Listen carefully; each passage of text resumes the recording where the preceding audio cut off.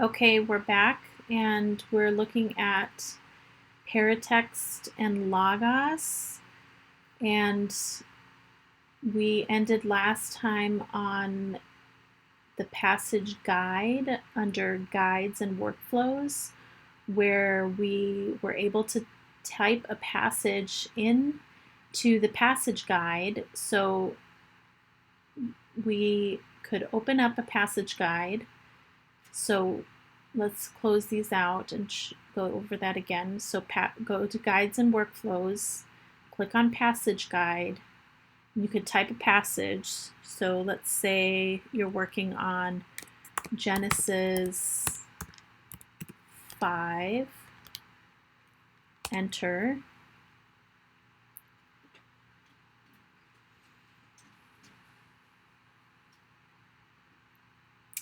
Then it brings up the best commentaries right at the top, Nicot and WBC. Those are the best. And then the other ones after that. Then you have UBS handbooks right there also. And then you have your other helps and other tools that are going to be helpful to you after that.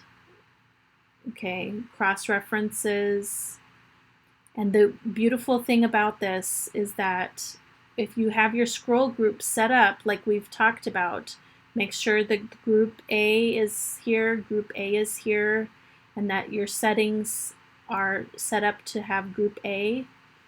That if you click on a reference, it'll show up not only in your Logos, but it'll also take it in your Paratext. And so even for the cross references, you'll get it in your Paratext, which is awesome. Okay, so that's your passage guide. So let's look at the next guide in Guide and Workflow. The Bible Word Study. So if we click on Bible Word Study, this one is enter a Bible word in the box above to get started. Type a word from the Bible or use G or H to enter a Greek or Hebrew word. For example, believe or G : agape, H : bara. So Greek : agape, H : bara. So if you're working with Greek or Hebrew, then you can use those. Reverend Alois could use those. So like he could use H : and then the Hebrew word. And it works to use the Hebrew also. You can copy and paste the Hebrew word. So for example, if I'm in, let's go to a book that is already being worked on. Let's go into Leviticus, and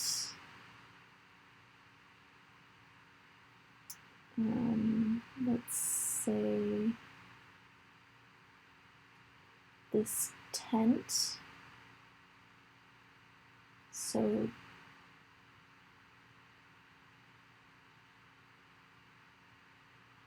I'll say copy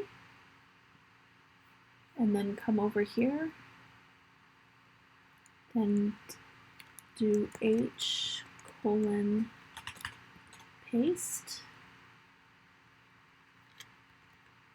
or maybe I can just paste. There, I'll just paste the Hebrew, and then that was the word for tent. So I can scroll down and find the word for tent. And there's the word for tent. And it gives me, it says most of the time it's translated tent, Sometimes it's translated as home or homes or tent dwelling.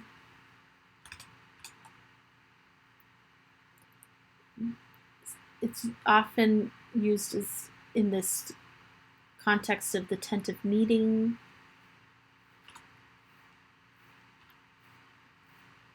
Yeah.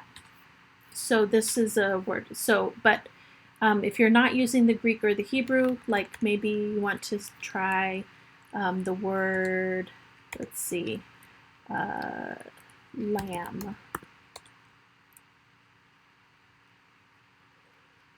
So this lamb is a small livestock, and here in these senses you can see it's used with Passover, young ram, lamb's son, young animal, grandson, member, flocks, ram, lamb, the lamb, paschal lamb. So you might say, oh, I want to know more about the paschal lamb. You can click on that. Well, that wasn't very helpful. It didn't give me much there. What if we put in paschal lamb here? Paschal lamb. Nope. Paschal.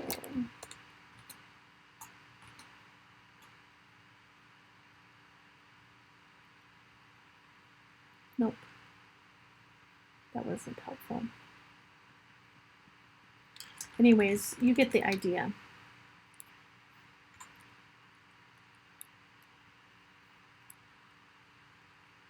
You can do offering. Try the word offering. Lots of senses of offering.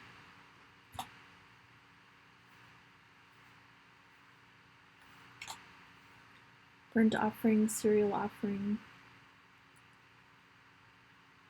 drink offering, an offering that was lifted up and waved, a wave offering, evening offering, free will offering. Yeah. Okay, so this is the Bible word study.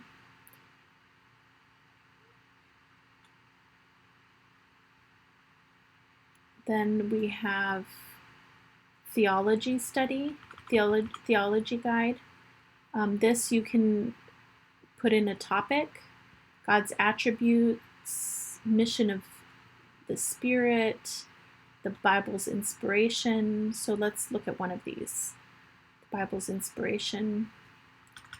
And it goes into like different verses that apply to that. So you can do like a Bible study, theology guide.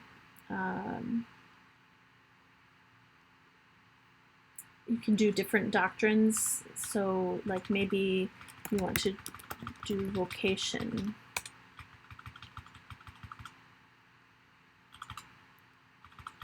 Divine calling.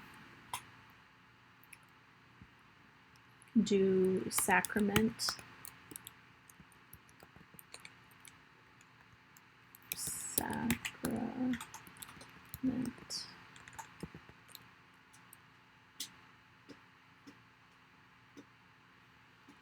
Yeah. So these are interesting theology guides that may or may not be helpful for the translation project. But as pastors, you might find it helpful when you're writing your sermons or studying. Then you have your exegetical guide. This is similar to your passage guide, but it's more in depth. So let's say we type in Sermon on the Mount again. So instead of just giving you a link to a commentary. It's going to walk you through a process where you spend time in the passage. So it's going to give you the Greek passage and tell you what each Greek word means and the translation of each word. And then it's going to give you the grammar, interesting grammar,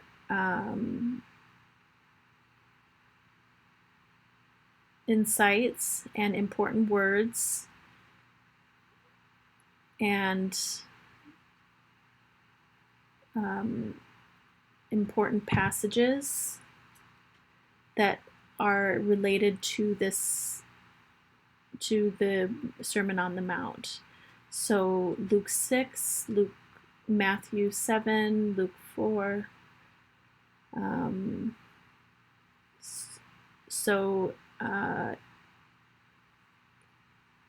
Yeah, it's going to give you more information than the biblical passage guide. And